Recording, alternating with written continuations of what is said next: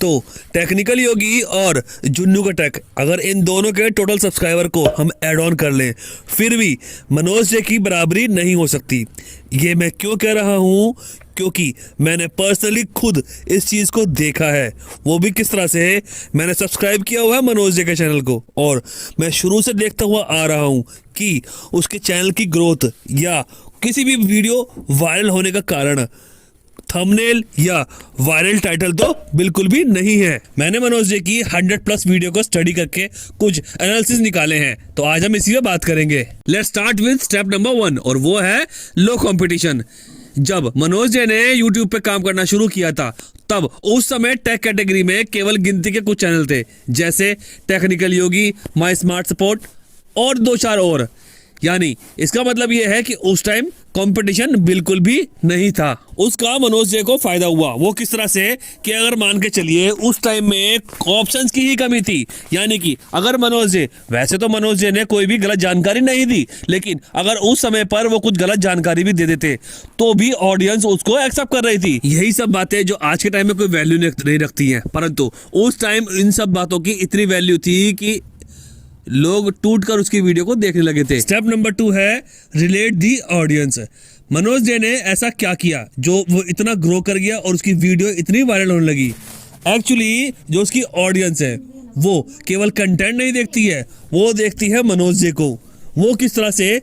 Audience ने देखा कि एक रूरल एरिया का बंदा जिसके पास न ढंग का सेटअप है, न लाइट है, माइक नहीं है और तो और खुद का घर भी नहीं है, और शुरू की इनिशियल वीडियोस आप देखेंगे घर के सीढ़ियों पे बैठ के बनाई गई हैं। उसने इतना ग्रो किया तो हम भी कर सकते हैं। It means as a inspirational उसको लिया, केवल मनोज जे की तरफ लिया। तो इसीलिए उसकी मेजर जो सब्सक्राइबर की कवरेज है वो आप देखेंगे कि रूरल एरिया से है। Number 3, trust build. Manoj ji ने एक दिन फिक्स कर लिया, वीक का एक दिन फिक्स किया और वो दिन था संडे। यानी वह संडे के संडे अपने ऑडियंस को Q&A करने लगा, उनके पूछे गए हर सवाल का जवाब देने लगा।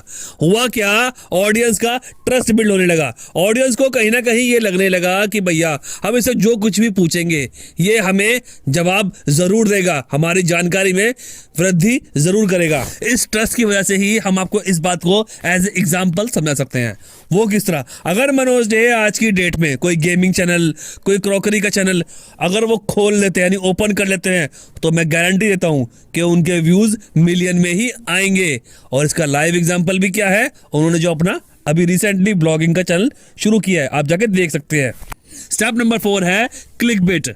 अगर अभी आपको ध्यान होगा कि कुछ महीनों पहले मनोज जे ने एक वीडियो अपलोड की थी, उसके थंबनेल पे अगर आप देखेंगे तो एक बहुत अच्छी गाली है, बट ऐसा कुछ था ही नहीं। एक्चुअली उस वीडियो के अंदर मनोज जे ने एक स्कैमर को पकड़ा था और उन्होंने लाइव अपनी वीडियो में उसको एक्सपोज किया था। एक्चुअली वो स्कैमर मनोज जे के नाम पर सब्सक्राइबर सेल आउट कर रहा था। इसका मतलब ये हुआ कि थंबनेल पे जो लिखा हुआ था वैसा कुछ था ही नहीं।